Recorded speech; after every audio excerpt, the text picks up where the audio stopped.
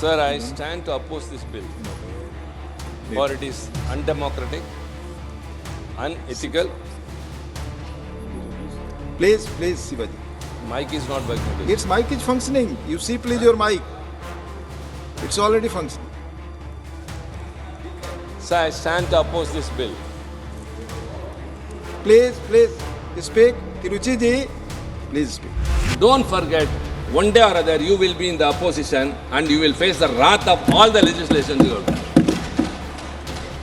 They think that they will be forever in the ruling party and the treasury benches. Thambi. So we expect a lot. Thambi. Make fun? Yes, solunga. Yes, ma'am. I think I have time. 14 minutes है इनका. I have 5 minutes.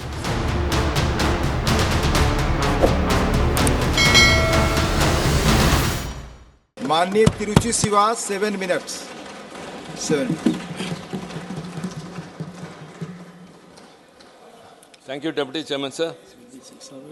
Sir, I stand to oppose this bill, for it is undemocratic, unethical. Please, Shivaji. Mic is not working. This. Its mic is functioning. You see, please, your mic. It's already functioning. Sir, I stand to oppose this bill. Please, speak. Tiruchi ji, please speak. For it is undemocratic, unethical, unjustifiable, unacceptable, and Shawl is obstructing. I don't know. You please speak. You are losing your time. For it, sir, undermines the very purpose, sir.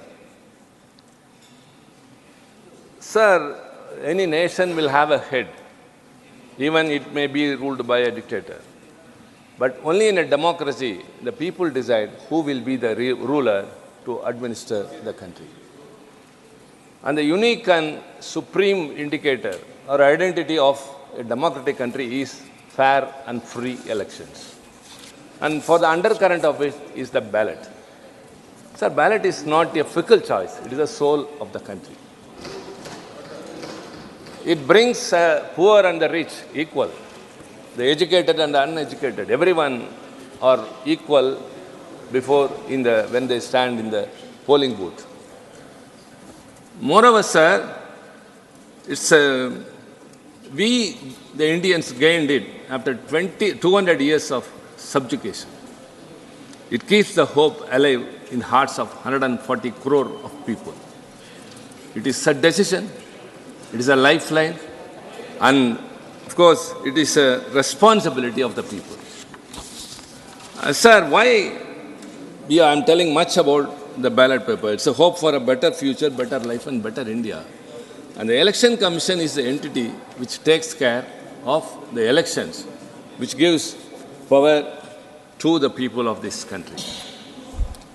And this bill, the Chief Election Commissioner and other Election Commissioners' appointment conditions of service and term of office, geopolitize this sacred principle of the ballot and values that are part of the constitutional basic structure, such as the rule of law, the right to equality and fair election. It's yet another nail in the coffin for the EC's autonomy by paving the path for appointment of a yes man as a Chief Election Commissioner to decide the fate of our electoral democracy. Sir, the objection reasons very clearly say, the Honorable Supreme Court in writ petition civil number 104 of 2015, Anup Banerwal versus Union of India, declared that the appointment of CEC and EC shall be made by the President on the basis of advice tendered by a committee consisting of the Prime Minister, the leader of opposition in the Lok Sabha, and in case there is no such leader, the leader of the largest party in the opposition in Lok Sabha, having the largest numerical strength, and the Chief Justice of India. This is very important, sir. It has been clarified that in the aforesaid judgment that the said norm provided by Supreme Court will continue to hold till a law is made by the Parliament. Now, an attempt is made here. We have brought a bill to enact a law. But that bill does not serve the purpose what the Supreme Court has directed. Supreme Court has said there must be a committee comprising of the Prime Minister, the leader of the opposition in the Lok Sabha, and the Chief Justice of India. Whereas this bill provides a search committee and a select committee. And the search committee consists of only bureaucrats. The secretary in the government, who may be in office, they will comprise the search committee and they will give a panel of members. And the select committee, the bill provides the Prime Minister, the leader of opposition, or the leader who is the major party in the opposition side, if at all there is no leader of opposition, and a union minister appointed by the Prime Minister. Then everything is over. And further it says that to select an election commissioner or the CEC, there need not be a unanimous decision. A majority will be enough. Means very clear. Why this bill? You can very well, jolly well say that whatever the government wishes can be done. Sir, Madam, I would like to say one thing. This government has brought all the bills and legislative laws which I have repeatedly said that don't forget, one day or other you will be in the opposition and you will face the wrath of all the legislation you have done. They think that they will be forever in the ruling party and the treasury benches. So the Prime Minister and the Union Minister appointed by him along with the leader of opposition, what will be the decision? What the Prime Minister and the Union Minister will decide. So their choice will be there. And otherwise, one more thing, other than the members suggested by the search committee, the select committee can appoint anyone else. Then what is the use of the search committee? See, there is a search committee consisting of only bureaucrats, and the select committee has the majority of the government, that is the Prime Minister and the Union Minister. And moreover, the search committee's recommendations will be thrown off, and they will appoint any other person whom they wish. All are really a farce. So what is the purpose of a bill which is going to become a law? The Chief Justice of India, why not he be a member, is a very big question, and why you are bypassing it, only you have to say. What is wrong or what prevents you or objects you by having the Chief Justice of India as a member of the Select Committee? So, I would like to quote Dr. Ambedkar, very, very pertinent. Everyone has to repeat it, no wonder, because he is the architect of our Constitution. The episode reminds us, on June 16th, 1949, during the debates in the Constituent Assembly on the draft Article 289, now Article 324 of the Constitution, dealing with the Election Commission, he precisely said, I quote Dr. Ambedkar, quote, there is no provision in the Constitution to prevent the appointing of either a fool or a knave or a person who is likely to be under the thumb of the executive. Said by none other than Dr. Ambedkar.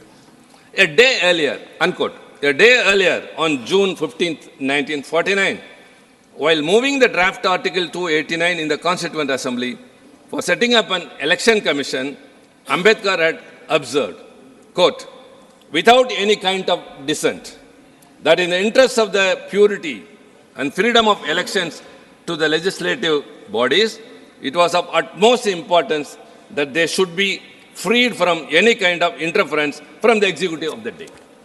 But now the executive is having the entire control. The Select Committee can ignore those members, Mike, can ignore the recommendation of the search committee and it can, excuse me, I can just, I don't know, in the winter we cannot wear the shawl because of the mic. This has to be taken note of by the Parliament Office Minister.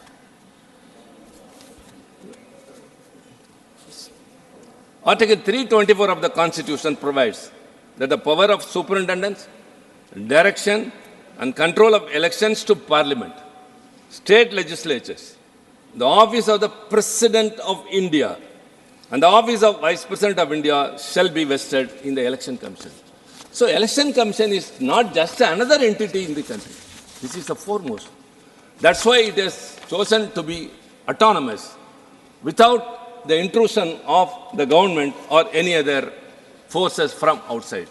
Thambi. So we expect a lot. Thambi, Make a pardon? Yes, solunga. Yes, ma'am.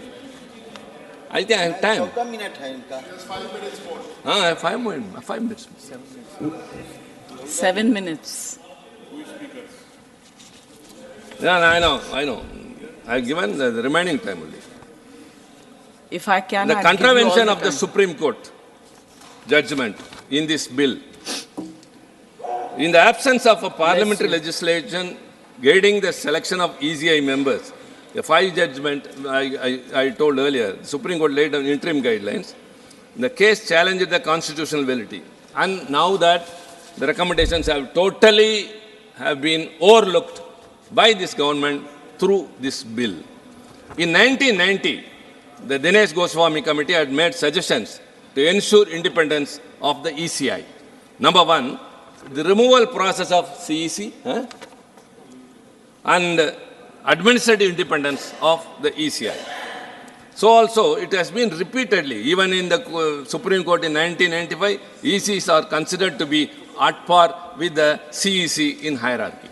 But now what is happening?